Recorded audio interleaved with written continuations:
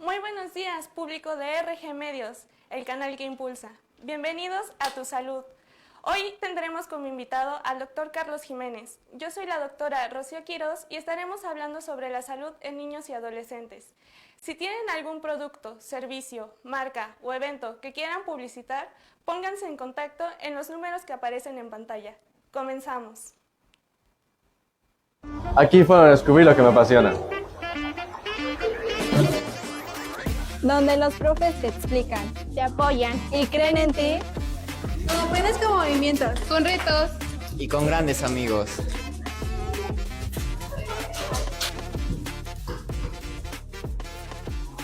Donde estudiar se vuelve algo emocionante. donde te enseñan a pensar, A crear. E ir más allá.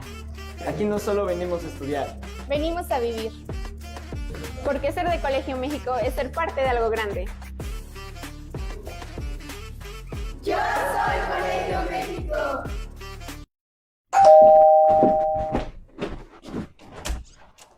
Paquete para arroz de ñardo. Gracias. Amigos, estoy muy emocionada. Y es que este es el último video que les grabo con este antiguo celular. Les cuento que estoy a punto de estrenar mi nuevo equipo y lo compré por medio de pagos semanales en la nueva plataforma de Credicel Shop. Estoy muy sorprendida de verdad porque mejor les cuento mi experiencia. Les platico que entré a shop.credicel.mx. Ahí seleccioné el teléfono que quería, el color y la capacidad que necesitaba. Fue muy sencillo. Después solamente me pidió sacar una fotografía de mi INE junto con una selfie. En un par de minutos mi crédito ya estaba totalmente autorizado. Ya solamente seleccioné el plazo. Yo lo pedía 26 semanas y me pidió un pequeño enganche de 210 pesos. Este lo realicé por medio de transferencia, pero también tienen la opción de pagarlo en OXXO, así es que está todavía más sencillo. Después puse mi domicilio y así es como mi teléfono llegó a mi hogar en tan solo 2 días.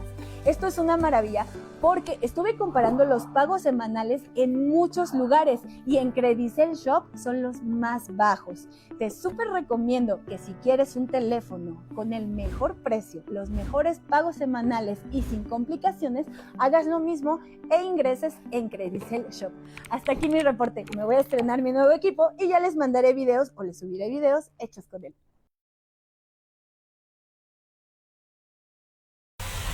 Conoce barras de Access, una técnica que cambiará tu vida.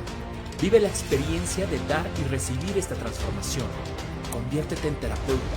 Convive con una vibrante comunidad. Cambia tu realidad al mismo tiempo que ayudas a muchos más. ¿Estás listo para expandir tu vida? Te estamos esperando. Solo faltas tú. Próximamente en tu ciudad. Está con nosotros el doctor Carlos Jiménez, médico pediatra, y iniciamos este segmento que se llama Conociendo al doctor Carlos. ¿Cómo está, doctor? Muy bien, muchísimas gracias. Muchas gracias por la invitación a su canal, RG Medios, el canal que impulsa. Creo que es bien importante platicar sobre niños y adolescentes. Entonces, pues, soy todo oídos y todo lo que me quieran preguntar, con mucho gusto estoy para servirles. Bueno, antes de adentrarnos en el tema de los niños y los adolescentes, me gustaría hablar más allá de la bata y del consultorio y conocerlo un poco más, que nuestro público lo conozca más. ¿Sí? Sí, claro. ¿Qué fue lo que lo impulsó a estudiar medicina? Bueno, desde chiquito yo recuerdo, tenía 5 años, que veía los libros de mi mamá. Los libros que tenía, porque mi mamá es una persona que le gusta mucho leer.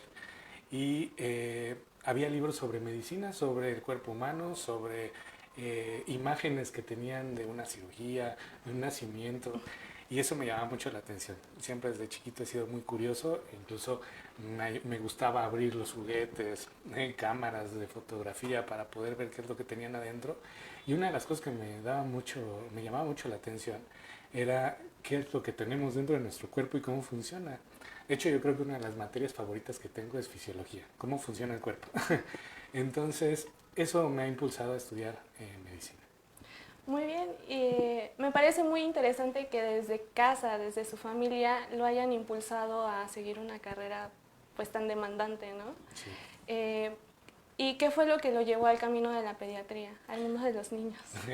Yo creo que a través de los años, no me dejarás mentir, cuando estás estudiando medicina en general y pasas por la parte de estudiante, estás rotando en un hospital, después estás en el internado, donde rotas por todos los servicios, me llamaba mucho la atención ver nacer a los niños, el área de los niños, ver cómo iban creciendo, aparte de que son muy curiosos y muy juguetones. Sí. Entonces, creo que también eso me gustaba, interactuar con los niños y con su ingenuidad y su inocencia y esa transparencia que tienen.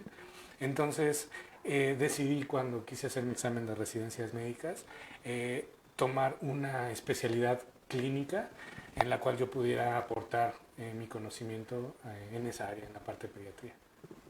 Además de que ellos, a pesar de que son tan pequeños, son muy sabios, ¿no?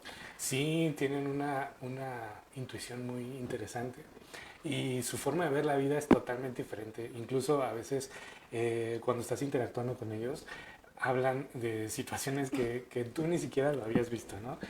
Los niños tienen una forma de ver la vida y el entorno de manera no contaminada, como a veces de repente lo hacemos los adultos, porque ya tenemos una enseñanza muy cuadrada, ¿no? Sí, claro. ¿Tiene en mente algún paciente que lo haya marcado a lo largo de su experiencia? Sí, ha habido niños, comentábamos hace ratito, antes de iniciar el programa, que ha habido temas que me han marcado, ¿no? Hay situaciones en las cuales tú ayudas a los niños, ayudas a que el niño recupere su salud y cuando te agradecen de corazón sientes muy bonito, ¿no?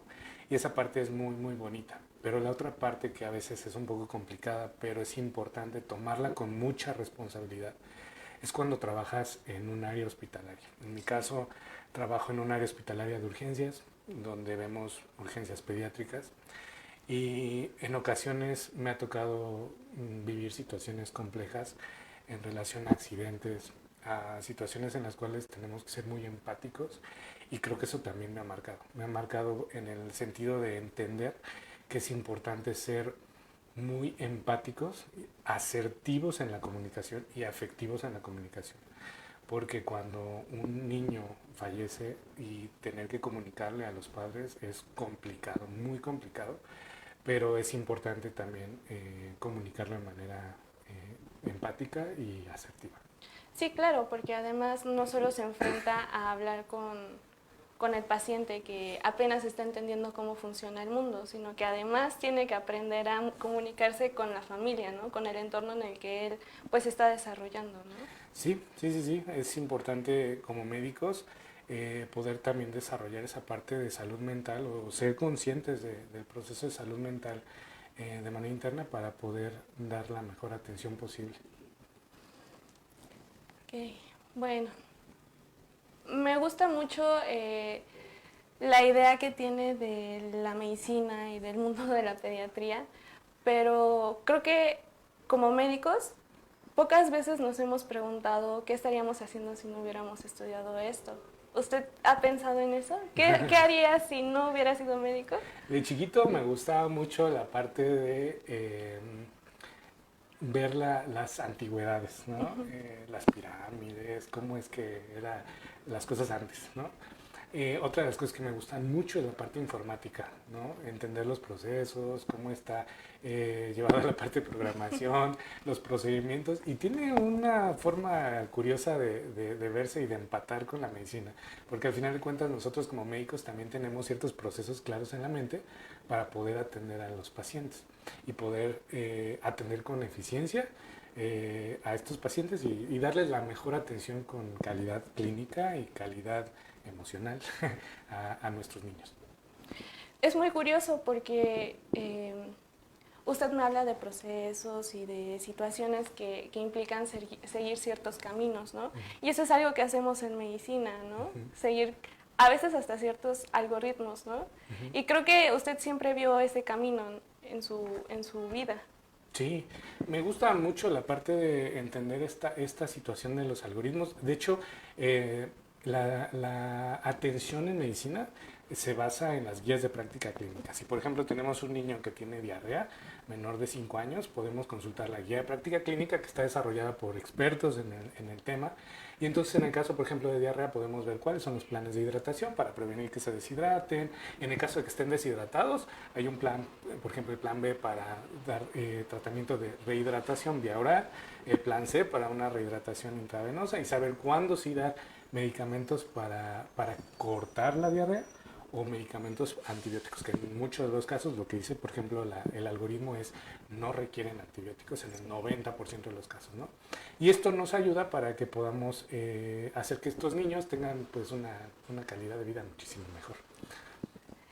Y en todos estos años que ha ejercido, ¿tiene algún aprendizaje que le han dejado los pacientes? Claro, todos los días aprendo. Todos los días aprendo en tema de medicina. Es importante conocer nuevos temas sobre los padecimientos, sobre temas de fisiología, sobre temas de fisiopatología, cómo es que se afecta todo el proceso normal de cómo funciona el cuerpo. Y es importante volverlo a revisar, siempre es importante estar en constante actualización, leyendo lo más que puedas. También es importante platicar con los niños, porque a veces parece que no les hacemos caso y queremos platicar con los papás, pero el hablar con un niño es bien bonito, porque ellos te explican con sus palabras qué es lo que sienten, ¿no? Te dicen cuáles son sus síntomas, desde cuándo tienen, qué es lo que les preocupa, y el poder platicar con ellos incluso hace que los niños se sientan más tranquilos para poder hacer que ellos se dejen revisar, ¿no? Que podamos tocarlos, y es bien importante, por ejemplo, el no llegar a revisarlos y descubrirlos luego, ¿no? Sino pedirles permiso para, oye, ¿te puedo revisar? ¿No? En el sentido de que estás ayudándole en su tema de salud. Entonces, me han enseñado he aprendido mucho en relación a estar en pediatría, en tanto de medicina como en la parte de la relación directa con papás y con niños. Y sobre los pacientes, los adolescentes, ¿cómo es tratar con ellos? Es todo un tema. Cuando estamos en la etapa de los adolescentes, y seguramente todos pasamos por esa etapa, pues pasamos por procesos fisiológicos que son normales, cambios hormonales, cambios en la parte de cómo vemos el entorno, estamos creando nuestra propia personalidad. No me dejarás mentir, ¿no? El tema del neurodesarrollo, a veces siempre nos enfocamos mucho en el tema de lo motriz o la parte como que es tangible, en el tema del desarrollo motor grueso, motor fino, lenguaje y social. Pero cuando vamos viendo cómo se siguen desarrollando y cómo vamos desarrollando habilidades cognitivas y la personalidad misma, vamos viendo cómo los adolescentes ahí tienen cambios, ¿no? Y es importante también platicar con ellos de manera respetuosa. Generalmente los adolescentes sienten que muchas veces nosotros como adultos no sabemos o no les reconocemos sus emociones, o que nos equivocamos. Y hasta cierto punto tienen razón, ¿no? Nos enseñan también los adolescentes, es importante comunicarnos con ellos de manera lo más igual, asertiva posible, porque también las emociones están a flor de piel con todos los cambios hormonales. Sí, son entes completamente diferentes, ¿no? Están pasando por una transición muy difícil y creo que muchas veces se sienten apartados, ¿no? Sí, incluso mediada por temas hormonales, ¿no? Cuando hay estos cambios hormonales, de repente puedes sentir que te enojas, que te sientes triste, que no sientes, que no le encuentras como el sentido. Y es normal, es parte de lo que nosotros como adultos tenemos que entender, que hay que acompañarlos, ¿no? De darles chance a que encuentren su propio camino, que encuentren lo que les gusta, lo que les hace sentir felices. Y cuando hay cosas que puedan tomar decisiones arriesgadas, también enseñarles qué es lo que no deben de hacer para no ponerse en riesgo, ¿no? Por ejemplo, se sabe bien que los niños, hombres, tienen mucho más riesgo, por ejemplo, de un traumatismo craneoencefálico a relación de una niña, porque por el tema de testosterona y todo lo demás, tomamos más riesgos, nos gusta subirnos a las motos, manejar muy rápido, y eso genera que exista una alta epidemiología en temas de traumatismos, por ejemplo, ¿no? porque queremos que nos reconozcan, porque queremos sentirnos que somos los que pueden y los que saben. Y es parte de la vida, es parte de lo que hay que enseñarles a los adolescentes, compartir con ellos para que les vaya bien en la vida, ¿no? ¿Y qué paciente es el que más le agrada recibir en consulta? Todos, no me parece que haya uno en especial. Sí hay temas particulares. En el tema de los niños chiquititos, generalmente te los llevan ya sea por un control de un niño sano cuando nace, las dudas que tienen los papás en relación a los cólicos, que podemos conocerlos como disquexia del recién nacido, la parte de las mioclonías del recién nacido que están dormidos, hacen un sobresalto, y muchas veces los papás dicen, ¿qué le está pasando, no? Entonces es importante orientarlos. En el caso de los niños sanos chiquititos, la orientación, el decirles cómo van a ir creciendo, cómo van a ir ganando peso y cómo van a ir ganando talla. Eso se llama crecimiento. Y en el tema de desarrollo, la parte que comentábamos hace ratito, ver cómo van ganando habilidades, ¿no? En el tema de cómo van a sostener su cabecita, en qué momento van a, por ejemplo, a rodarse en la cama, en qué momento van a sentarse. Y eso es bien importante porque si podemos identificar de manera oportuna, entonces podemos saber si no hay algún problema, ¿no? Incluso hay problemas metabólicos que no los vamos a ver hasta que veamos que se está afectando algo en la parte del desarrollo. En los niños más grandes podemos ver situaciones como más generales de enfermedad, situaciones de crecimiento también, la talla, una adolescencia precoz. En el tema de adolescentes es muy importante poderles ayudar a reconocer el tema de sus emociones. La inteligencia emocional, que lo dividimos en dos. La parte de la palabra inteligencia, que es la parte de reconocimiento de patrones, y la parte de emociones, ¿no? La parte interna, innata y que no podemos controlar, pero sí podemos gestionar. Entonces, cuando ellos los pueden reconocer, pueden saber expresar mejor sus emociones y saber qué es lo que quieren. Y aparte de eso, pues otras cosas más, como el tema ya más adelante, el tema de salud sexual, el tema de la alimentación, del sueño, del tiempo en pantallas, de los dispositivos móviles, porque eso puede afectarlas. Entonces, es importante el tema, por ejemplo, de la disciplina, la autodisciplina, ¿no? El prolongar esa parte del placer inmediato para poder lograr sus objetivos, ¿no? Eso es importante. Entonces, todas las áreas es interesante. Me gusta recibir a todas las edades, no hay una en especial. Siempre es bien bonito poder platicar con cada uno de ellos. Sí, claro, y más porque pues reciben, ¿no? Todo el rango de la infancia. Uh-huh. Hasta los 18 años. Hasta los 18 años. Algunas guías, incluso en Estados Unidos, mencionan, por ejemplo, la edad de mayoría de edad a los 21 años, porque se está reconociendo, o se ha reconocido, que se alcanza mucho la madurez en el tema de los 21 años. Por esas razones que en Estados Unidos a los 21 años les permiten ya después de esa edad tomar alcohol, por ejemplo, ¿no? Es en temas como el neurodesarrollo, ¿no? Que se dice que el desarrollo continúa hasta... Sí, hay muchos autores en los que mencionan que temas de habilidades y temas cognitivos se siguen desarrollando a lo largo de toda la vida o a lo largo de un buen rato de vida. Y es bien importante cuidar siempre la integridad de un cerebrito. Sí, claro. Y cómo es recibir a los papás primerizos, ¿no? Es un enfoque diferente. Sí, muchas veces hay preocupaciones pues genuinas, pero son, generalmente he visto que se repiten, ¿no? Y no me dejan mentir los papás. Una de las cosas es las mioclonías del recién nacido, esos movimientos que tienen como sobresaltos, y dices, ¿qué está pasando, no? Que es parte de la madurez del tema del sistema nervioso y la parte pues muscular, ¿no? Está relacionada. La parte de la disquexia del recién nacido, que es un trastorno funcional transitorio que se va a quitar aproximadamente, según dicen los libros, a partir de los 6 meses, ¿no? Pero antes de eso, pues los reflejos de evacuación generalmente están todavía inmaduros. Y situaciones como la milaria, ¿no? Esos puntitos blancos que les salen en la nariz. También, por ejemplo, la parte de la cadera en las niñas, que tienen 7 veces más riesgo de displasia congénita de cadera a diferencia de un niño por temas hormonales. Cuando les dan, por ejemplo, pecho a las mamás y les pasan parte de sus hormonas, puede haber desarrollo de la glándula mamaria, ya sea de un niño o una niña, y en el caso de niñas puede haber, por ejemplo, flujito a través de los genitales, o una salida de líquido que se llama, o le dicen leche de bruja, y situaciones así que van preocupando o van llamándole la atención a los papás. Y es importante, pues como pediatras, nosotros enseñarles qué es lo que está bien, ¿no? Y qué puede pasar, y que son cosas que podemos darle hasta cierto punto tranquilidad a los papás, y siempre y cuando lo mantengamos en vigilancia, y cuando identificamos situaciones que nos pongan en riesgo la salud de nuestro hijo, entonces tomar las acciones lo más pronto posible para que tenga una buena calidad de vida.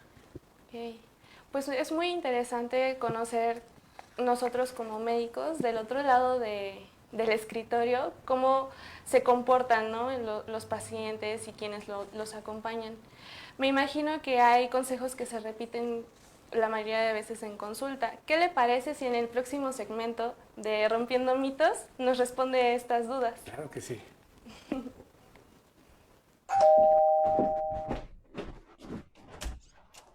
Paquete para arroz de ñardo. Gracias. Amigos, estoy muy emocionada. Y es que este es el último video que les grabo con este antiguo celular. Les cuento que estoy a punto de estrenar mi nuevo equipo y lo compré por medio de pagos semanales en la nueva plataforma de Credicel Shop. Estoy muy sorprendida de verdad porque mejor les cuento mi experiencia. Les platico que entré a shop.credicel.mx. Ahí seleccioné el teléfono que quería, el color y la capacidad que necesitaba. Fue muy sencillo. Después solamente me pidió sacar una fotografía de mi INE junto con una selfie. En un par de minutos mi crédito ya estaba totalmente autorizado. Ya solamente seleccioné el plazo. Yo lo pedía 26 semanas y me pidió un pequeño enganche de 210 pesos. Este lo realicé por medio de transferencia, pero también tienen la opción de pagarlo en OXXO, así es que está todavía más sencillo. Después puse mi domicilio y así es como mi teléfono llegó a mi hogar en tan solo 2 días. Esto es una maravilla porque estuve comparando los pagos semanales en muchos lugares y en Credicel Shop son los más bajos. Te súper recomiendo que si quieres un teléfono con el mejor precio, los mejores pagos semanales y sin complicaciones, hagas lo mismo e ingreses en Credicel Shop. Hasta aquí mi reporte. Me voy a estrenar mi nuevo equipo y ya les mandaré videos o les subiré videos hechos con él.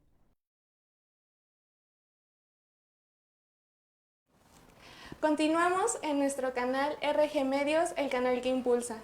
Seguimos en nuestro programa A Tu Salud. Doctor Carlos, seguimos con nuestro segmento Rompiendo Mitos.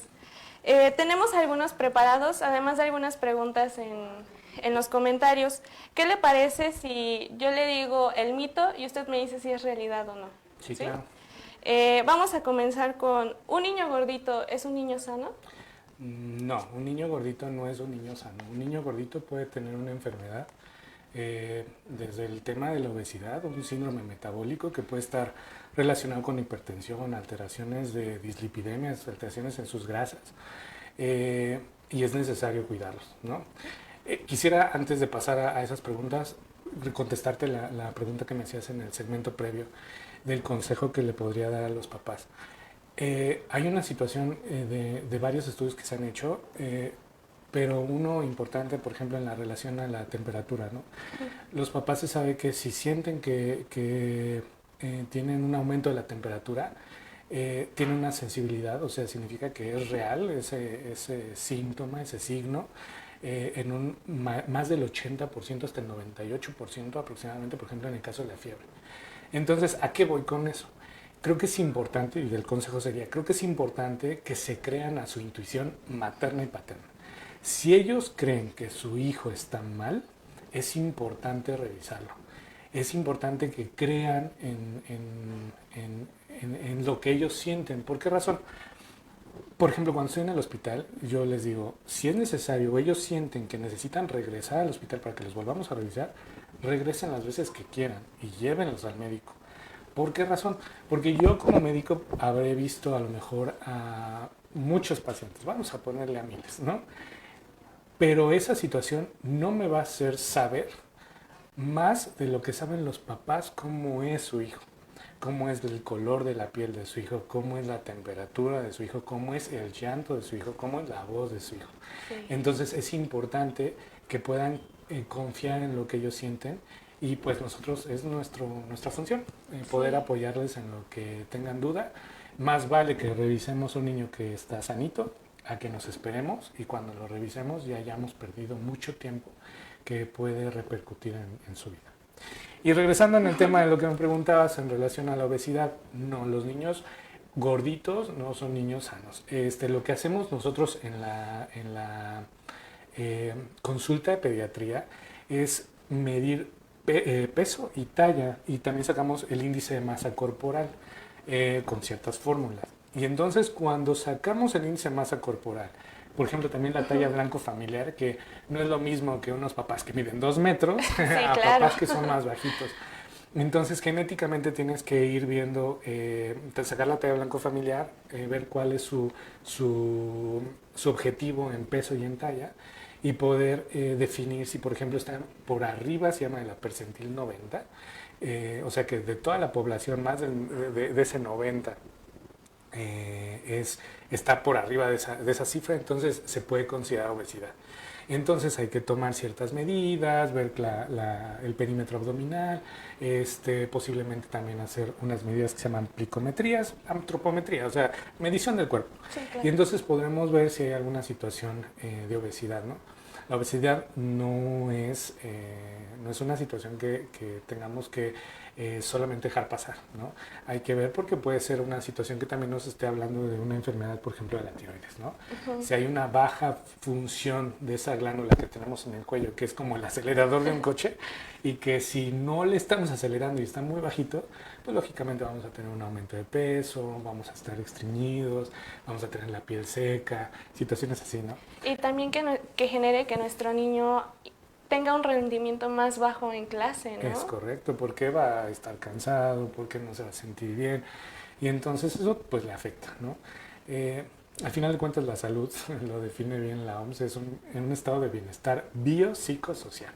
Es importante no nada más ver la parte física, sino la parte general holística, ¿no? Que abarca todo. Sí. Bueno, muchas gracias por ese consejo.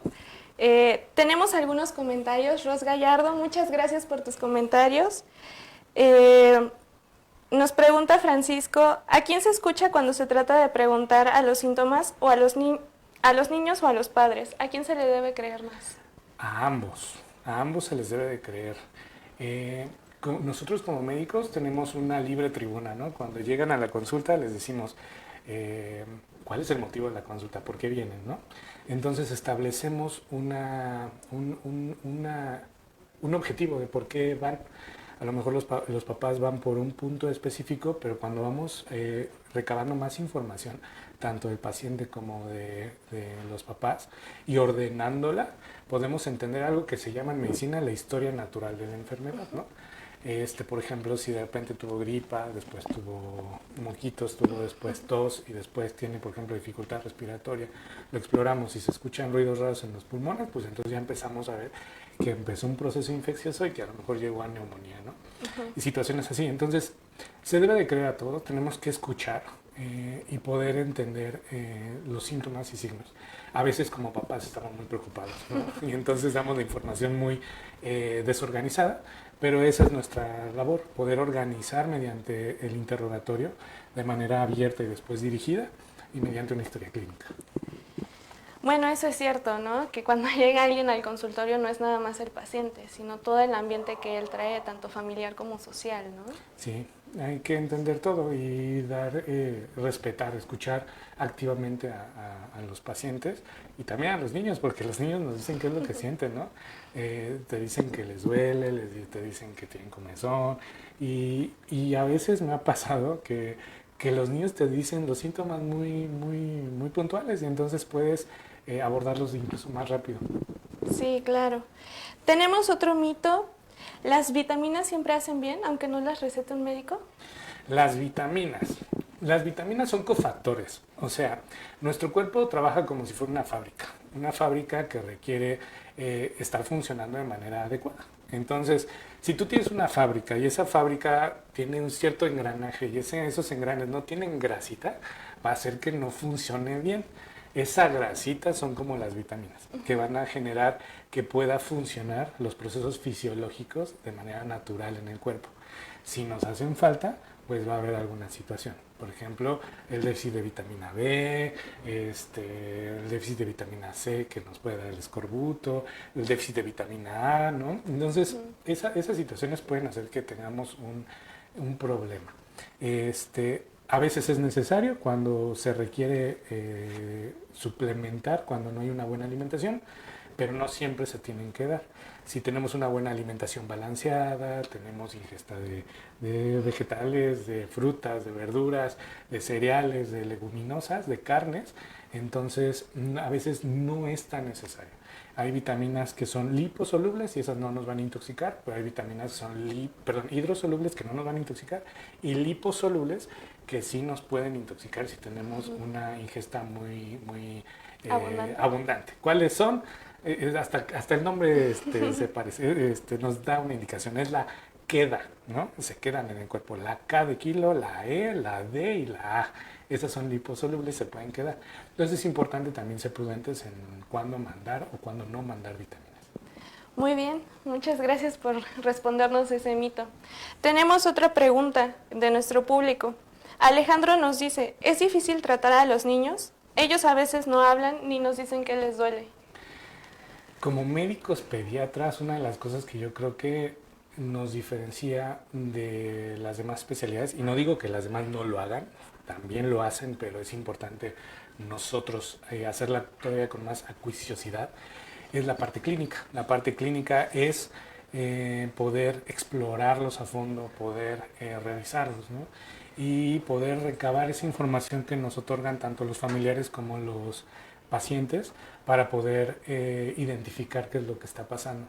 Cuando nosotros entendemos la historia natural de la enfermedad, entonces podemos entender qué es lo que le está pasando al paciente y ahora sí podemos entender qué tratamiento le tenemos que dar, ¿no? Tratamiento farmacológico, que no es como, por ejemplo, de repente se cree, ¿no? Que los antibióticos es que este es más fuerte y este es menos fuerte, ¿no?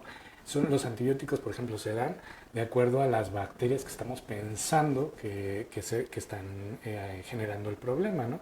Y hay ciertas bacterias que van a atacar las vías respiratorias, van a atacar el sistema gastrointestinal y por el otro lado, por ejemplo, infecciones vías urinarias o la piel. Son bacterias diferentes y para ese tipo de bacterias se tienen que dar ciertos antibióticos específicos que funcionan de manera especial o antivirales. Sí, claro. Y que no siempre se necesitan, ¿no? No siempre. En las guías de práctica clínica, lo más común en un niño es que se enferme, ya sea de problemas gastrointestinales o de problemas respiratorios. Y las dos que están libres para poderlas leer incluso en internet, así buscándolas, nos dicen que el 90% de los procesos infecciosos son de origen viral.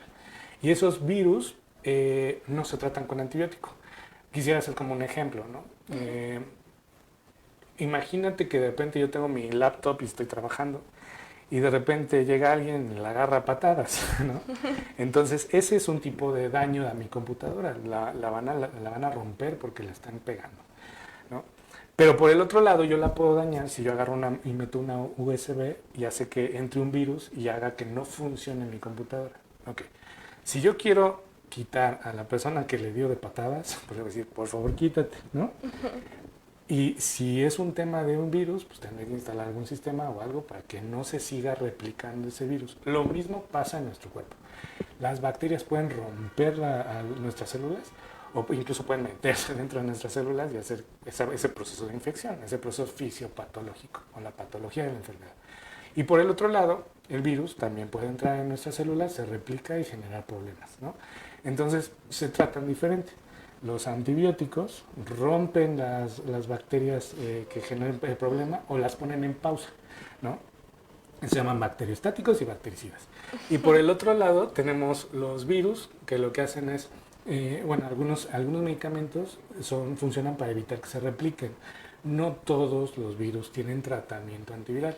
Muchas veces lo que tenemos que hacer con los niños es solamente dar medicamentos para los síntomas, porque el cuerpo es bien bonito y lo que hacen, el cuerpo lo que hace es producir ciertas sustancias que inhiben la replicación de los virus. Normalmente en ese proceso tardan aproximadamente entre 5 o 7 días, algunos virus duran más, pero es importante solamente dar medicamento para los síntomas. Solamente hay casos muy específicos en los cuales sí hay que dar tratamiento antiviral. Muy bien, es un tema muy importante. Yo creo que la mayoría de las veces en consulta llegan con nosotros y nos dicen mi antibiótico y pues no se dan en la mayoría de las ocasiones, ¿no? Sí, creo que como médicos pediatras nos toca a nosotros esa responsabilidad de poderle compartir a los papás qué es lo que está pasando en el cuerpo de su hijo para que puedan comprender por qué les estamos dando ese tratamiento. Porque si solamente les decimos, se toma eso, pues va a decir, ay, como, ¿por qué, no? Tendríamos que ser claros en qué está pasando y por qué razón les vamos a dar un tratamiento, ya sea farmacológico o no farmacológico. Claro. Y hablando de tratamientos y de prevención, yo creo que hay otro mito que todos hemos tenido en mente en algún punto de nuestra vida y más con el auge del COVID. ¿Es cierto que las vacunas nos enferman más? Es un tema controversial, ¿no? Controversial, pero porque hubo un problema ahí previo. Hubo un estudio en algún momento de una persona que tuvo lo que nosotros llamamos en medicina o en la parte científica conflicto de interés. Significa que ganaba algo por alguna situación.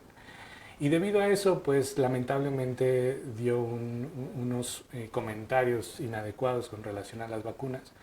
Pero la conclusión es, las vacunas no nos enferman, las vacunas son situaciones o procesos que nos dan para que podamos reconocer a los agentes infecciosos, nuestro cuerpo lo pueda reconocer, ¿no? Es como ponerles el cartel de se busca y entonces el cuerpo pueda reconocerlo y decir, ok, a él lo vamos a atacar porque me está lastimando mi cuerpo. Entonces, las vacunas es algo bonito. La historia de Jenner, un científico que descubrió con las vacas y las lesiones en las ubres que esas personas no se infectaban de la viruela, ¿no? Y entonces, al inocular en las lesiones la costrita de la lesión a un niño, que si no lo hacían se podría morir, entonces se dieron cuenta que ya no se enfermaba o que la enfermedad era muy leve. Entonces las vacunas nos ayudan para que no nos enfermemos o la enfermedad sea muy leve. Entonces es importante, las vacunas son gratuitas, las da el sector salud, las instituciones que tenemos en México y pues qué mejor que aprovecharlas y dárselas a nuestros hijos. Y que contamos con la Cartilla Nacional de Vacunación para todos los niños, ¿no? Sí, que son gratuitas. Tenemos otro comentario, nos dice Francisco, qué difícil el tema de fallecimiento, sobre todo en los casos del paciente pues más pequeño. Sí, es muy complicado, tanto porque pues nos pega emocionalmente, a nosotros como médicos no podemos decir que no nos pega, pero tenemos que tener esa parte de ser ecuánimes, esa parte de empatía con los pacientes, de dar lo mejor posible. Y son temas profundos que incluso se ven en el tema de bioética, ¿no? De actuar con los 4 principios básicos de la bioética, ¿no? De hacer las cosas bien en el tema biológico, la no maleficencia, la beneficencia, la justicia y el respeto a la autonomía. Entonces, es muy complicado, sí, es también muy complicado en el tema de salud mental para nosotros como médicos. Es importante reconocer que también nos duele ver a los pacientes que se pongan mal, pero ya estamos acá, somos médicos, estamos en un área hospitalaria y tenemos que dar lo mejor posible. Sí, claro. La verdad es que muchas veces el público en general pues ve nuestra reacción ante ellos, ¿no? Pero como que no hay este espacio para que ellos se imaginen qué hay detrás, ¿no? De nuestra bata, de nuestra profesión. Es un mundo. Traemos también un background complejo, pero pues bueno, estamos intentando y queremos y vamos a dar lo mejor posible siempre para la atención de nuestros familiares, de nuestros niños, de la sociedad. Esa es la máxima de los médicos, tratar de hacer lo mejor posible para pues nuestro prójimo. Sí, sí, al final pues es ayudar al mundo. Doctor, me gustó mucho hablar sobre los mitos. Creo que hay muchas dudas al respecto aún, pero creo que tratamos de acatar los más importantes, ¿no? Las vacunas, la obesidad. Me gustaría que retomáramos el tema del sueño, por ejemplo, en los pacientes adolescentes. Tenemos un segmento que se llama Creciendo Juntos, que lo vamos a retomar cuando regresemos del corte. Perfecto. Conoce barras de Access, una técnica que cambiará tu vida. Vive la experiencia de dar y recibir esta transformación. Conviértete en terapeuta. Convive con una vibrante comunidad. Cambia tu realidad al mismo tiempo que ayudas a muchos más. ¿Estás listo para expandir tu vida? Te estamos esperando. Solo faltas tú. Próximamente en tu ciudad. Y continuamos con A Tu Salud. Tenemos algunos comentarios. Ros Gallardo dice: bienvenida doctora Rocío, gracias por compartir información tan importante como lo es la salud. Muchas gracias, Ros. Estamos muy emocionados de tener tanto público el día de hoy. Bueno, continuando con nuestro programa, doctor, tenemos una última sección que se llama Creciendo Juntos. Aquí, pues lo que buscamos es que a través de su experiencia, de sus conocimientos, nos ayude a nuestro público a tener consejos para seguirlos desde casa, ¿no? Y tal vez hasta resolver algunas preguntas. Y a la par, pues ir respondiendo a algunas dudas que surjan del público que nos está sintonizando. Claro, adelante. En la primera pregunta, ¿cómo podríamos motivar a nuestros niños y a nuestros adolescentes a ser un poquito más sanos?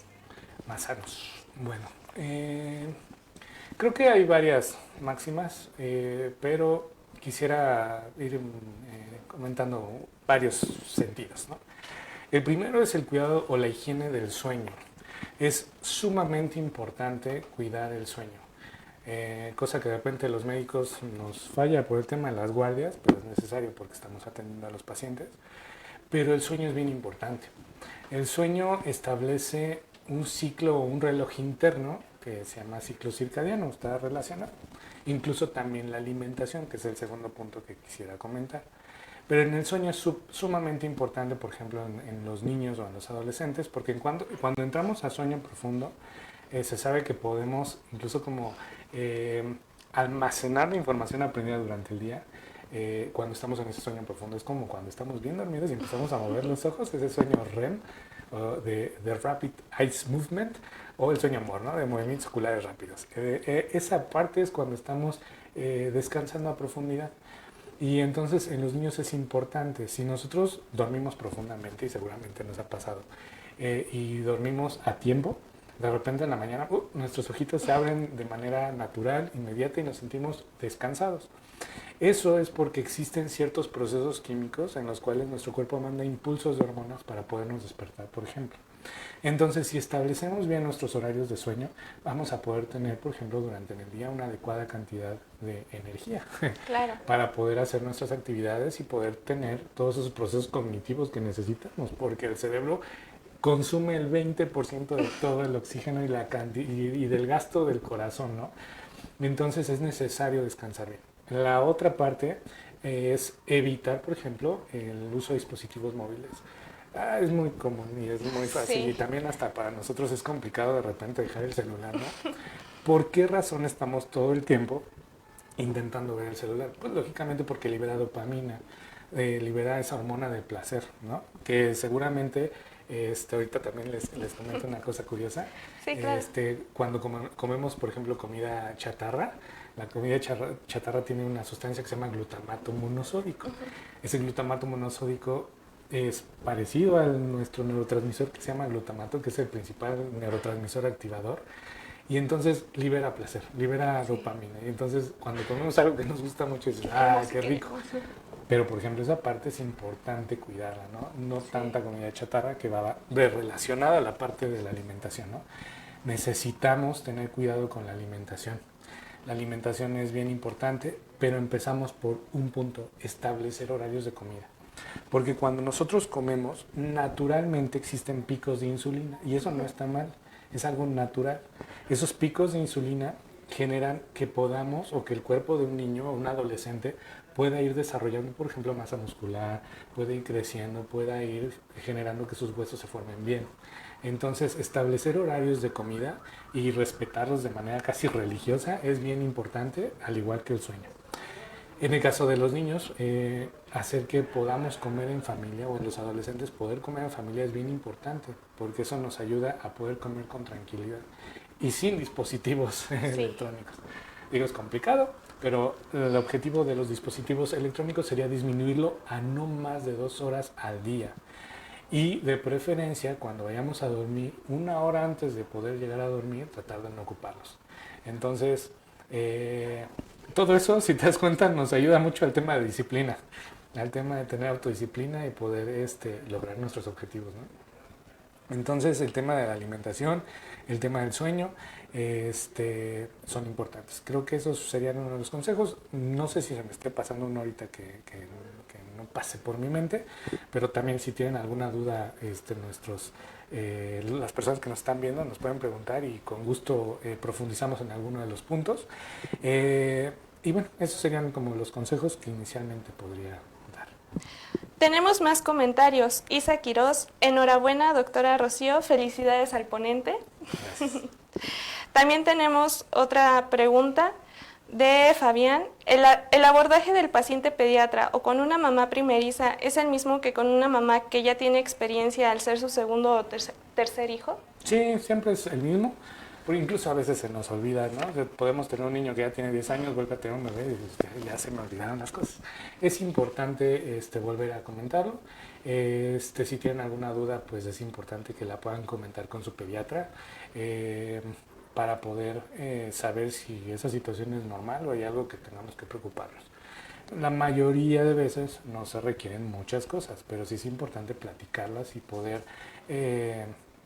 aclarar esas dudas. Una de las cosas que yo les comento a los pacientes cuando van a consulta es que si ellos quieren anotar sus dudas, las anoten. O sea, que en el transcurso del tiempo en el que no ven al pediatra dicen, ay, tengo duda de por qué tiene una manchita roja en la nuca o una manchita roja en la frente. Ah, ok. Y ya cuando llegan a la consulta, ¿a qué tenía que preguntarle? Entonces sacan sus preguntas y ¿por qué tiene esa manchita? Ah, ok. Se llaman hemangiomas, son naturales, se van a quitar, bla, bla, bla. Estas cosas cuando tienen, estas características es cuando nos tenemos que preocupar. Pero si no las tienen, pues no nos preocupamos, ¿no? Y cosillas así. Entonces, sí, es igual en una paciente que ya ha tenido, perdón, en una mamá que ya ha tenido más bebés a una mamá primeriza. Es importante escucharlos. Sí, y sobre todo a nuestro público, cuando tengan dudas, siempre se nos escapa algo, ¿no? Pero tener a la mano un lugar donde podamos anotarlo y a nuestra próxima revisión con nuestro médico de confianza, pues atender esas dudas, ¿no? Sí, puede ser en el celular, algo escrito, una libretita. Ya actualmente se nos pierden las cosas y las anotamos en un papelito. Ya tenemos el celular, que habíamos dicho que no ocupemos tanto, pero podemos irlas anotando y ya cuando lleguemos a la consulta decirle, oiga doctor, ¿y por qué pasa esto? Y eso nos va a generar tranquilidad y compartimos el conocimiento a los papás para que ellos puedan identificar cuando hay algo que realmente está mal. Atendiendo a los comentarios que nos han estado dejando, muchas gracias por su atención. Rocío nos dice, súper doctora Quiroz, excelente tema y gracias al doctor por la guía en atención a nuestros hijos. Alejandro Velázquez nos pregunta, ¿cuál es la primera causa de consulta en pediatría? Bueno, podría dividirla en dos. Hay niños sanos y hay niños enfermos. Para el tema de niños sanos, las consultas que vemos es en relación a las dudas de crecimiento y desarrollo, cómo va ganando peso y talla, cómo se va creciendo en tamaño y en la parte de desarrollo cómo va ganando habilidades en el sentido motor, ¿no? Por ejemplo, cuando, es lo que decíamos hace ratito, cuando va a sostener su cabecita, cuando va a sonreír con mamá, con papá, cuando va a decir ciertas palabras en el tema del lenguaje, situaciones así, ¿no? Entonces hay consultas en las cuales los papás tienen duda en relación a cómo va su hijo, quieren saber qué es lo que está pasando con su hijo, entonces esa es una de las razones. La otra razón, las más comunes, son infecciones gastrointestinales o infecciones de vías respiratorias. posiblemente infecciones de vías urinarias. Esas pues, son las que se podrían ver. Ya hay cosas después más no tan comunes, como en el tema de la talla, problemas de crecimiento y ya enfermedades más complicadas, metabólicas, genéticas y situaciones así. Sí, claro. Y atendiendo pues al desarrollo de nuestros pequeños en casa, creo que todos hemos tenido en algún momento la duda de, y que además es un tema muy controversial, a mi parecer, cómo podríamos hablar de la imagen corporal en nuestros pequeños y que pues ellos puedan ayudar a su autoestima. Nosotros como los adultos que los acompañamos, como el ambiente que los rodea. Ok. Quisiera poner primero una palabra que es respeto. El respeto es el reconocimiento de la dignidad de la persona, en la edad que sea, en el momento que sea, que es digno de recibir reconocimiento a su persona. Entonces, si nosotros hablamos con respeto hacia un adolescente o un niño, podemos también demostrarles que ellos tienen que ser responsables también de su salud, de lo que comen, de la hora en la que se duermen, sí, del uso de los dispositivos electrónicos. Entonces, creo que una de las cosas que, por ejemplo, los niños no entienden y que no comprenden es el tema del sarcasmo. Los niños no entienden el sarcasmo, entienden que lo que les están diciendo es para ellos es real. Entonces es importante, por ejemplo, evitar el sarcasmo y evitar hablar con ese sentido, ¿no? Tendríamos que hablarles con mucho respeto. Es importante reconocerlos, que ellos son muy inteligentes. A veces parece que nos están escuchando, pero después les preguntas y te dicen todo lo que escucharon, porque tienen muy buena memoria, porque escuchan muy bien, aunque parece que están haciendo otra cosa. Y entonces es importante mantener el respeto en la comunicación. Una vez que podemos comunicarnos con respeto, entonces los niños y los adolescentes pueden entender o comprender que es importante cuidar su salud por ellos mismos. Sí, es muy importante, además de que pues estamos formando pequeñas mentes y grandes personas, ¿no? Sí. Nos pregunta Francisco Villagrana, ¿qué tanto es doctor de sus propios hijos? Cuando mi hija era más pequeña, la verdad es que siempre me tocaba estarla atendiendo. Actualmente un bebé en camino, entonces pues también va a tocar atenderlos, ver que estén bien, ver cuáles son sus síntomas, ¿no? Preguntarles, explorarlos. Siempre es importante también tener como esa parte como de que algunas veces también como nosotros como médicos y como papás, de repente podemos tener sesgos, ¿no? Sí. Por la emoción. Entonces a veces también es bueno reconocer y pedir apoyo, ¿no? Decir, y colegas, ¿cómo ves esto? ¿No? Para poder evitar el tema de sesgos. Sí, claro, es muy importante. Nos dice Alejandro Velázquez, doctor, ¿podría hablarnos de los diferentes tipos de inteligencias?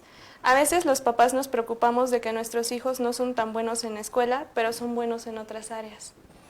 Ok, inteligencia natural, inteligencia visual, inteligencia matemática, inteligencia emocional.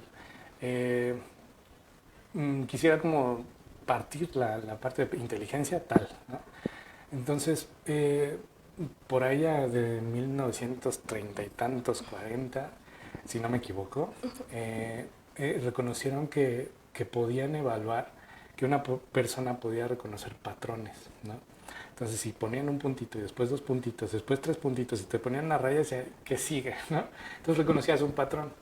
Entonces, cuando nosotros reconocemos patrones en la naturaleza, reconocemos patrones matemáticos, reconocemos patrones, por ejemplo, en un juego de ajedrez, o reconocemos patrones en el tema emocional, esos son los diferentes tipos de inteligencia, ¿no? Hay muchos tipos, cosa de profundizar posteriormente, pero es importante que como nosotros como papás podamos irles enseñando a nuestros hijos a reconocer esos patrones. Y es con el poder, por ejemplo, acudir a un parque y sentir el pasto, sentir el agua, la arena, la tierra, eso, el poder estar en contacto con la naturaleza, nos va a poder ayudar a reconocer más patrones, ¿no? El contacto con otras personas, la parte social, nos ayuda a reconocer la empatía, ¿no? La parte de, Claro. de qué es lo que está sintiendo la otra persona y poder ser asertivo en esa comunicación, ¿no? Pues muchas gracias por responder a nuestro comentario. Tenemos otra pregunta. ¿Qué hábito saludable cree que es más fácil de implementar en casa y que le dé los mejores resultados a nuestras familias? De hecho, hay algunos estudios en los que mencionan cuáles son los hábitos más saludables o de mayor impacto, moderado impacto y bajo impacto. De los que tienen mayor impacto es el tema del sueño, la higiene del sueño, los horarios de comida y pues me parece que esos son como los más importantes. Estableciéndolos hay un buen punto de comienzo, porque lógicamente hay que hacer más cosas, ¿no? Pero Sí. Poco a poco, y esos son los puntos como de comienzo. Y entender, ¿no?, que nosotros como adultos, como parte del ambiente en el que conviven estos niños, papás, hermanos, tíos, pues formamos parte importante, ¿no? A veces hasta somos la base Sí. de su desarrollo. Sí, un ambiente familiar saludable va a hacer que el niño sea saludable. Por ejemplo, si la dieta de la familia es un montón de refrescos, un montón de jugos, pizzas, hamburguesas y cosas con harinas refinadas, azúcares, lo que va a pasar es que esos niños, por ejemplo, van a tener obesidad. En el caso, por ejemplo, de la obesidad, no es cambio de darle una dieta a un niño, sino modificar el entorno completo, ¿no? Sí, sí, la verdad es que sí. Tenemos un último comentario, porque no nos va a alcanzar el tiempo. Grovia Wayne nos dice: mi hijo se llama Treus, hace un par de semanas hicimos un viaje para esparcir las cenizas de su madre. Mientras cremamos el cuerpo le tomó un cuchillo y se quemó la mano por la temperatura. Se trató la quemadura, pero se enfermó. Cada tanto tiene fiebre alta, tos, cuerpo cortado y cuando se molesta se desmaya. ¿Qué le estará pasando? Ok, dar ahorita un diagnóstico es muy Sí. aventurado. Se necesitaría hacer una revisión física y aparte entender. Lo que generalmente hacemos es lo siguiente. Cuando llega un paciente, como decíamos al principio, es saber el motivo de consulta. Posteriormente ahí, generalmente lo que hago yo es anotar puntualmente desde cuándo empezó los problemas y qué problemas ha presentado, para que pueda yo entender cómo es que se ha desarrollado en el tema fisiopatológico la enfermedad. Entonces, al entenderlo, nosotros como médicos, no me dejarás mentir, Sí. reconocemos el patrón de qué está pasando. Está afectada cierta situación, está afectada tal otra situación, y entonces hacemos la exploración física completa, ¿no? De pies a cabeza. Podemos ver el cabello, podemos ver el cuero cabelludo, podemos ver los ojos, los oídos, la piel, todo, ¿no? Hay que hacer todo, con escucharlos, con palparlos, con todo este tema que hacemos los médicos. Y una vez que ya lo hacemos y entendemos qué es lo que está pasando fisiopatológicamente, entonces ahora sí podemos decir, el diagnóstico es tal, y entonces el tratamiento es tal. Puede ser farmacológico, como lo habíamos dicho, con sustancias químicas, moléculas, que nos ayuden a recuperar algo que está afectándose en la salud de nuestros hijos. Y por el otro lado, tratamiento no farmacológico, porque es complementario. Por ejemplo, la dieta, la parte de, a lo mejor, la higiene, alguna otra medida que no sea el uso de medicamentos, pero que es importante, porque si no lo hacemos, no completamos el tratamiento. Tiene que ser holístico. Sí. Entonces, yo lo invitaría al que nos dio el comentario, y que muchas gracias por estarnos viendo. Yo le diría que es importante que podamos llevarlo con un pediatra, con el pediatra que sea de más de su confianza. Hay colegas, lógicamente, en todo el país que son muy buenos, y poder hacer esa exploración, ese análisis profundo para determinar qué es lo que está pasando y ir resolviendo las cosas, ¿no? Y a veces no nada más es una sola, es una situación como holística. Sí, bueno, lamentablemente nos estamos quedando sin tiempo. ¿Le gustaría darnos un último consejo antes de terminar el programa? Otro consejo, por ejemplo, no se automediquen. Los medicamentos pues, son sustancias químicas, no todos los medicamentos, más bien los medicamentos no son inocuos, tienen ciertas situaciones que pueden generar problemas, incluso hasta el paracetamol, si tenemos dosis muy altas de que me lo esté comiendo porque sabe rico, que les pasa a los niños, entonces puede generar un problema, por ejemplo, hepático. Entonces es importante no automedicarse, confíen en su instinto de mamá y de papá. Es importante que si ustedes creen que es importante llevar a su hijo al pediatra, pues llévenlo, confíen en el instinto de mamá y de papá. Y pues nada, estamos para servirles como pediatras, esa es nuestra función, apoyarlos. Bueno, pues quiero agradecerle, doctor, por su experiencia, por su conocimiento, por su tiempo y sobre todo por los consejos que nos dio el día de hoy. ¿Dónde podemos encontrarlo? Mi consultorio está ubicado en Tlaxcala, en calle 17, número 216, La Loma Xicotencat, y en las redes sociales me pueden encontrar como Carlos Jiménez Pediatra, ahí van a ver mi cara, y algunas publicaciones tratando de compartir información relacionada a la salud de los niños, pues estamos para servirles.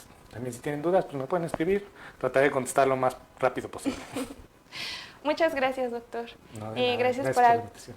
por acompañarnos en este programa. Gracias por la invitación. Gracias, público, por sus comentarios, por sus vistas, por acompañarnos en este programa, en nuestra segunda temporada. Yo soy Rocío Quiroz y ya saben, estamos en RG Medios, canal que impulsa, en su programa favorito, A Tu Salud. Los esperamos la siguiente semana. Adiós. Esta es una producción de RG Medios, el canal que impulsa.